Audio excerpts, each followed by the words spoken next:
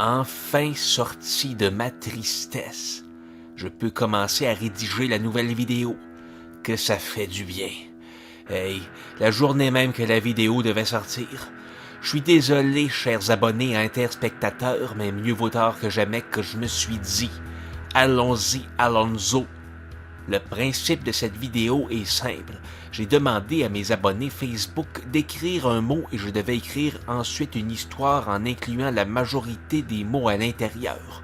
C'est un concept que je faisais à toutes les semaines sur ma page sous forme de statut, mais cette fois j'y vais avec une vidéo avec Thierry à la narration et au montage, ce qui ne devrait pas vous surprendre vu que ça fait déjà 2 vidéos qu'on fait ensemble. Les mots que je me suis imposés seront affichés à l'écran. Vous pourrez alors dire à tous vos amis « Regardez, regardez, c'est mon mot à moi, c'est mon mot » ou bien « Quel ingrat, il a pas choisi mon mot ».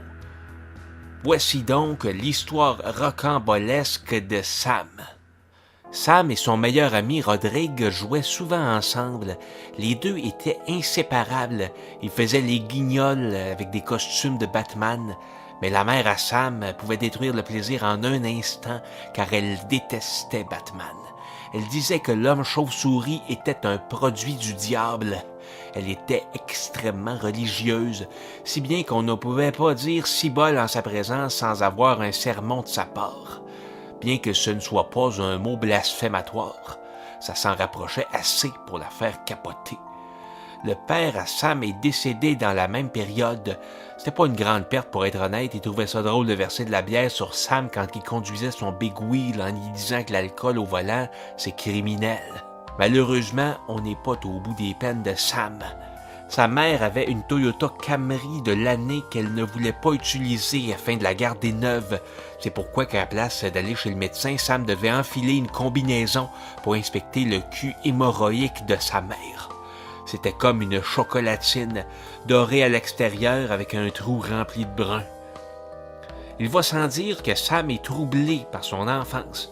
Afin de ne pas s'écrouler face à sa désorganisation mentale, Sam prend des marches, ça lui fait du bien. Surtout qu'il vient tout juste d'acheter sa première voiture et que sa mère l'a puni pour ça.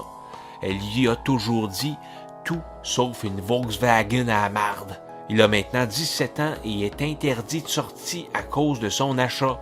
Ne pas pouvoir sortir le rend fou. Il ne peut pas faire une marche pour se replacer les idées. Il a complètement perdu les pédales. Il va se venger. Après sa punition, il est retourné faire ses marches quotidiennes. Au parc local, il aperçoit une chose bleue au loin. Il s'approche de l'objet et il découvre qu'il s'agit d'un sac de caca à chien.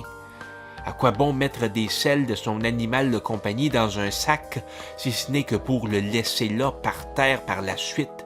Le but est de le ramasser pour le mettre dans une poubelle, pour qu'ensuite une compagnie chargée de la centralisation des déchets la porte au dépotoir. Eh oui, tout ce détour pour plugger le mot centralisation. Sam, toujours avec un esprit de vengeance, voit maintenant le sac comme un trésor. Le lendemain, sa mère va dans sa voiture afin d'humer les matériaux encore neufs du véhicule. Catastrophe. Oui, de la merde de chien partout dans sa Toyota Camry.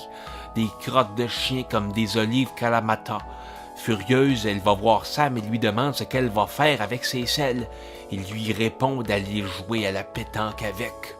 Sam a senti une métamorphose en lui. Il est enfin libre.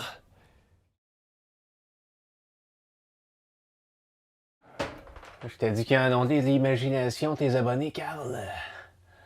Prends-en soin. Prends-en bien soin, c'est précieux des abonnés comme ça.